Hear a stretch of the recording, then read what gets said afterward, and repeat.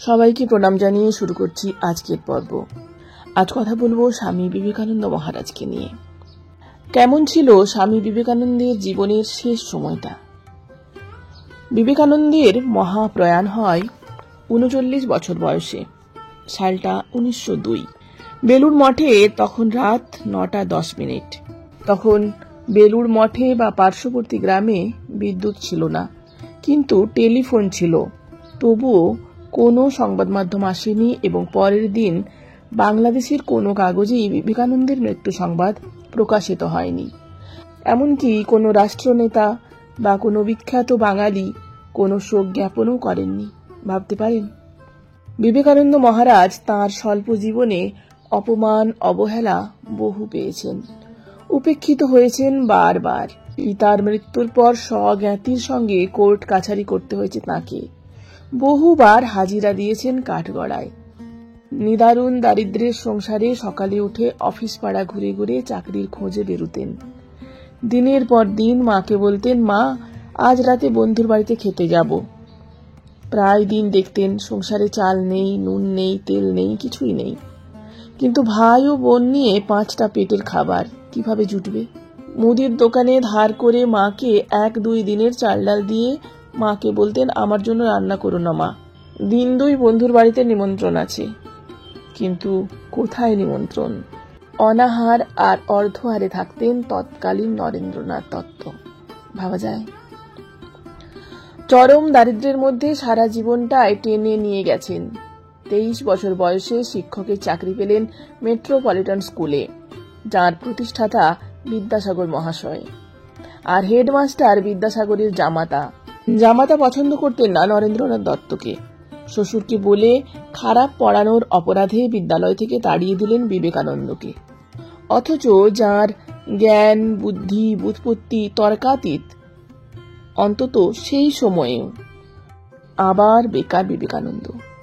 বিদেশেও তার নামে এক বাঙালি গুরু প্রচার করেন বিবেকানন্দ বেশ কয়েকটি বউ ও 10-12 ছেলেপুলের পিতা ও আস্ত এক ভণ্ড এবং জুয়াখোর। দেশে ও বিদেশে অর্ধপেটে বা অভুক্ত থেকেছেন দিন থেকে দিনান্তে। চিঠিতে লিখেছিলেন, কতবার দিনের পর দিন অনাহারে কাটিয়েছি, মনে হয়েছে আজই হয়তো মরে যাব। জয় ব্রহ্ম বলে উঠে দাঁড়িয়েছি, বলেছি আমার ভয় নেই, নেই মৃত্যু, নেই ক্ষুধা, আমি পিপাসাবিহীন। জগতের কি ক্ষমতা আমাকে ধ্বংস করে? অসুস্থ বিবেকানন্দ মহারাজ বিশ্ব জয় করে কলকাতায় এলে তাঁর সম্বর্ধনা দিতে বা সম্বর্ধনা সভাতে আসতে রাজি হয়নি অনেক বিখ্যাত বাঙালি। শেষে প্যারীচাঁদ মিত্র রাজি হলেও তিনি বলেছিলেন, ব্রাহ্মণ নয় বিবেকানন্দ, ও কায়েত, তাই সন্ন্যাসী হতে পারে না। আমি ওকে ব্রাদার বিবেকানন্দ বলে মঞ্চে সম্বোধন করব।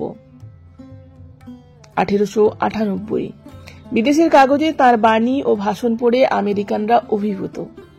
সেই বছরেই অক্টোবরে অসুস্থ স্বামীজি কলকাতার বিখ্যাত ডক্টর রসিকলাল দত্তকে দেখাতে যান। চেম্বার 2 নম্বর সদর স্ট্রিট, কলকাতা, জাদুঘরের পাশের রাস্তা। রোগী বিবেকানন্দকে দেখে সেই সময় 40 টাকা ও ওষুধের জন্য 10 টাকা, মানে আজ 2025 হিসেবে প্রায় 16,000 টাকা নিলেন বিবিধ রোগে আক্রান্ত বিশ্বজয়ী দরিদ্র সন্ন্যাসীর কাছ থেকে। বেলুড় মঠের জন্য তোলা অর্থ থেকে স্বামী ব্রহ্মানন্দ এই টাকা বিখ্যাত বাঙালি ডক্টর রসিকলালকে দিয়েছিলেন। থামুন, আরও আছে। বিবেকানন্দের মৃত্যুর কোনো ফটো নেই, এমনকি বীর পুরুষের কোনো ডেথ সার্টিফিকেটও নেই। কিন্তু সেই সময় বালি বেলুড় মিউনিসিপ্যালিটি ছিল, আর এই মিউনিসিপ্যালিটি বেলুড় মঠে প্রমোদ কর বা অ্যামিউজমেন্ট ট্যাক্স ধার্য করেছিল। বলা হয়েছিল ওটা, অর্থাৎ বেলুড় মঠ, ছেলে ছোকরাদের আড্ডার ঠেক। আর সাধারণ মানুষ বিবেকানন্দকে ব্যঙ্গ করে মঠকে বলতো বিচিত্র আনন্দ বা বিবিকা আনন্দ, অর্থাৎ মহিলা বধূ নিয়ে আনন্দধাম। এই ছিল তৎকালীন বাঙালিদের মনোভাব। আজ যে বিবেকানন্দকে নিয়ে এত মাতামাতি করছি, সেই বিবেকানন্দকেই নিজের জীবদ্দশাতেই সহ্য করতে হয়েছিল এত বঞ্চনা, এত অপমান। তথ্যসূত্র ঔপন্যাসিক শঙ্করের অচেনা অজানা বিবেকানন্দ।